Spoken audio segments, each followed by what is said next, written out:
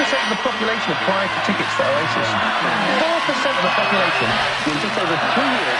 It was the pre-digital age, the pre-talent reality show TV age. Things meant more, and it was the last great gathering of people before the birth of the internet. And it's no coincidence that things like that don't happen anymore. In the space of just 3 years, they went from a cancel estate in Manchester to becoming one of the biggest bands in the world. Oasis formed in 1991 in Manchester.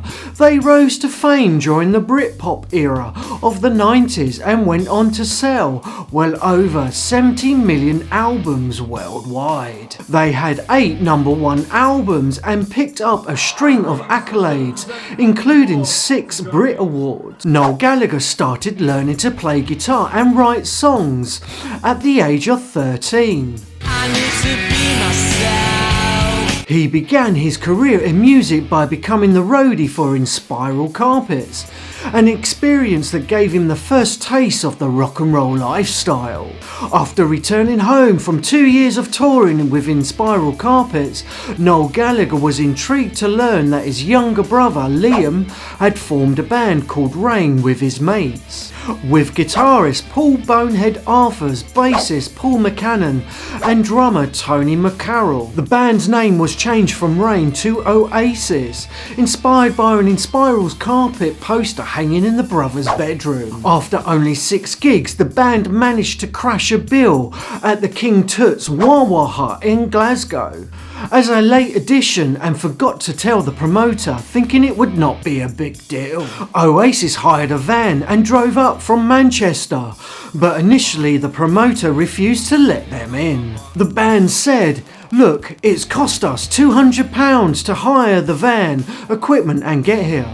If you don't let us play, we'll smash your club up. There's 10 of us and only 2 security." Reluctantly, the promoter let them play, and the rest is history.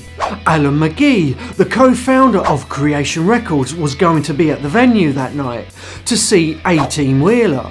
He was enthusiastic about the Gallagher Brothers band after seeing them perform and signed them up that very night. Over the next 2 years, Oasis developed a reputation as one of the best live acts in Manchester. Obnoxious quotes from Liam Gallagher seems to spew out naturally.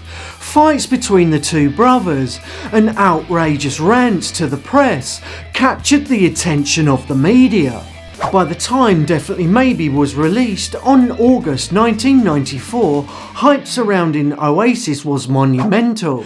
The LP went straight to #1 in the UK charts, setting the record for the fastest selling debut album in British history at that time. The mid-90s belonged to Oasis, and no other band in that time period brought so many people together.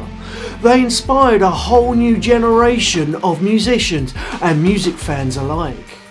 This next band set the standard for all bands that followed, and arguably the greatest band of all time. This is the brief history of the Beatles.